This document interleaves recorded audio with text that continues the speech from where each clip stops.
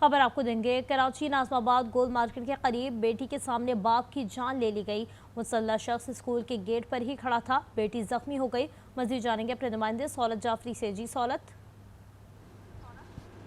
आज बिल्कुल देखिए, इस वक्त मैं मौजूद हूँ अब्बासी शहर अस्पताल में, जहाँ आपसे कुछ देर कबल नाज़ाबाद गोल मार्केट का ये इलाका है, जहाँ राशिद नामी शख्स अपनी बेटी आमना को स्कूल छोड़ने के लिए जा रहा था। इसी दौरान स्कूल के मरकजी दरवाजे पर पहुँचते ही जो है वो गोलियों का निशाना बनाया गया है। इब्तदाई तौर पर पुलिस हुकाम ये बात बताते हैं कि फायरिंग का वाक़या ज़ाती दुश्मनी का जो है वो शाखसाना मालूम होता है।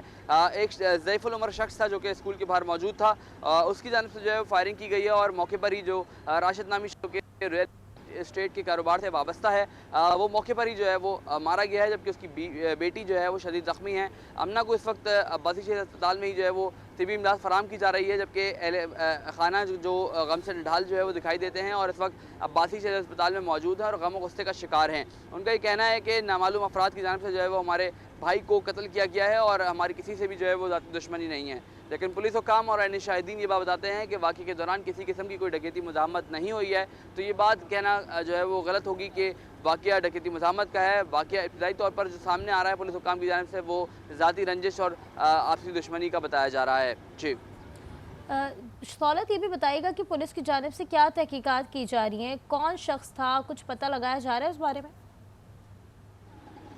देखिए, पुलिस हुकाम ने मौके पर पहुंचकर जो है वो तहकीकात का बाकायदा आगाज़ किया है, जिसमें से इलाके से सीसीटीवी फुटेजेस इकट्ठी की जा रही हैं। जो ऐनी शाहिदीन हैं उनकी मदद से खाका भी जो है वो तैयार किया जा रहा है कि जो शख्स था फायरिंग करने वाला वो कौन था और किस तरीके से जो है वो फायरिंग और रोनमा हुई है। तमाम तर जो मौजूद अफराद थे उनके बयानात भी जो है वो कलमबंद किए जा रहे हैं और उनके बयानात कलमबंद करने के बाद ही तहकीकात को मज़ीद आगे बढ़ाया जाएगा। सीसीटीवी फुटेजेस की मदद बहुत इंपॉर्टेंट है इस केस के अंदर और इसी केस के अंदर जो है वो उसके आगे जो है वो तफ्तीश लेकी जाएगी। अब से कुछ देर के बाद वाक़े का मुकदमा भी दर्ज किया जाएगा, जिसमें तहकीकात को तफ्तीशी हुकाम के हवाले कर दिया जाएगा। जी, तहकीकात का अमल शुरू कर दिया गया है। सौलत जाफरी, बहुत शुक्रिया आपका।